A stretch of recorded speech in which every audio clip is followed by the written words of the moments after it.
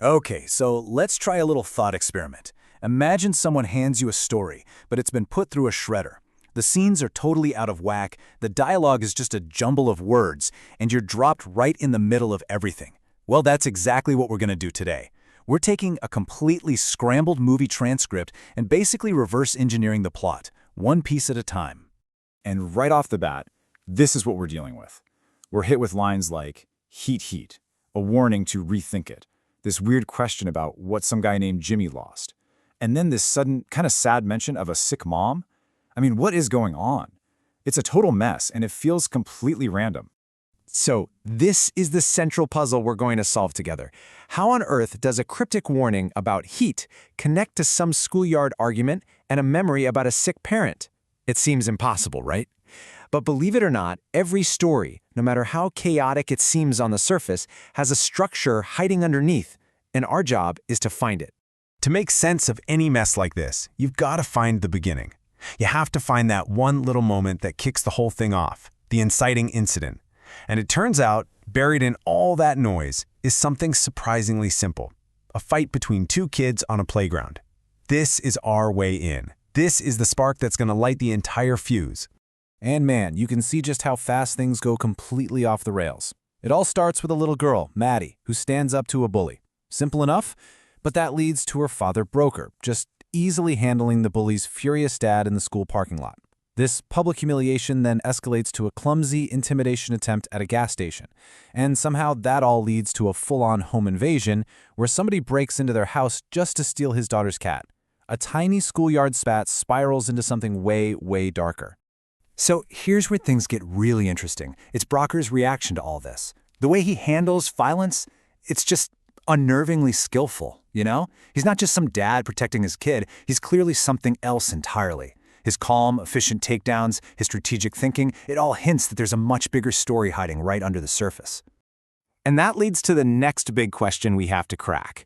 I mean, a regular guy who moves to a quiet town for a fresh start just doesn't handle threats this way. There's a history here, for sure, and the transcript actually gives us clues, if we know where to look. The evidence is right there in the transcript. We see him fighting with the kind of efficiency you only get from serious training. He's talking to the sheriff, but his questions are tactical, almost like an interrogation. And then there's a chaotic scene involving a biker gang drug bust, which ends with the line, "You murder my son." Yeah, this is definitely not just a guy who fixes fences for a living. And then, bam, we get the bombshell. The local drug dealer, this guy Gator Bodine, he breaks into Broker's house, finds a personnel file, and puts it all together with this one line. The secret's out. He's not just Broker, he's Agent Broker. And just like that, everything clicks into place. Broker was an undercover narcotics agent. His last big case had him deep inside a biker gang, and it all went wrong, ending with the death of the gang leader's son. So he took his daughter and moved to this tiny remote town to disappear, to escape the exact past that's now being dragged right back out into the open. Okay, so now that we know our hero, the story totally pivots to the real villain. And it's not the angry dad from the playground. Nope, it's the man his sister calls for help, a local meth kingpin named Gator Bodine. He's the one who digs up Broker's secret, and he doesn't see a problem. He sees a huge opportunity. And you've really got to notice this, because it's a huge shift in the stakes. The first bad guy, Jimmy, he was just motivated by wounded pride. He was embarrassed.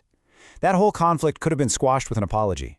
But Gator Bodine, he's motivated by pure, cold greed. He is a calculating, ruthless criminal who sees Broker not as a person, but as a playing piece in a much, much bigger game. So what's Gator's big plan?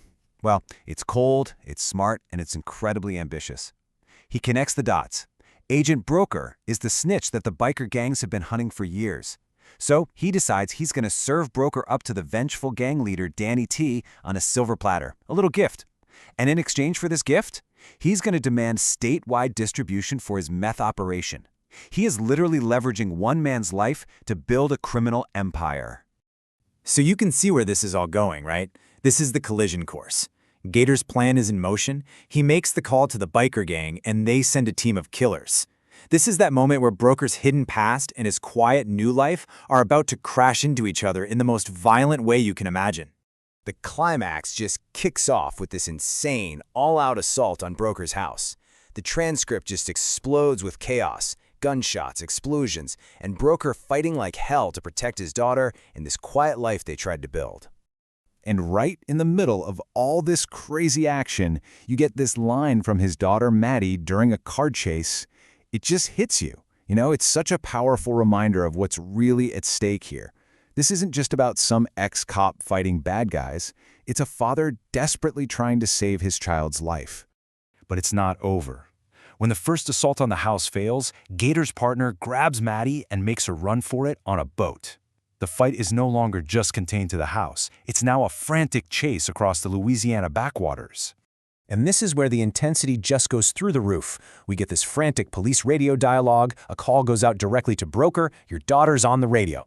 Turns out he managed to get a phone to Maddie, and now he and the entire police force can hear her terror as they try to figure out where she is.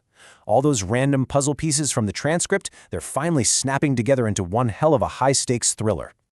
All right, so let's take a step back. After piecing this whole story together from what was basically a sea of chaotic dialogue, what have we really found? We haven't just reconstructed a single story. We've actually reverse-engineered the blueprint for a classic action movie. I mean, think about the classic tropes we dug up here. You've got the retired hero desperately trying to escape his past. You've got the vulnerable daughter who gives him a reason to fight. There's the shady small town that looks peaceful but isn't. You have the ruthless local villain who basically runs the whole show. And of course, it all ends with a big, explosive final showdown. Every single one of these elements was buried in that chaotic script. It's a familiar formula, and by untangling the chaos, we laid it bare. And you know, that really leads to one last, bigger question. We started with a total mess of dialogue that made zero sense, and we ended up with a classic, kind of predictable action thriller plot. So why is it that even when we can see the formula, even when we can predict the beats, these stories about a good person protecting their family against impossible odds still manage to hook us every single time? What is it about that structure that we just can't seem to resist?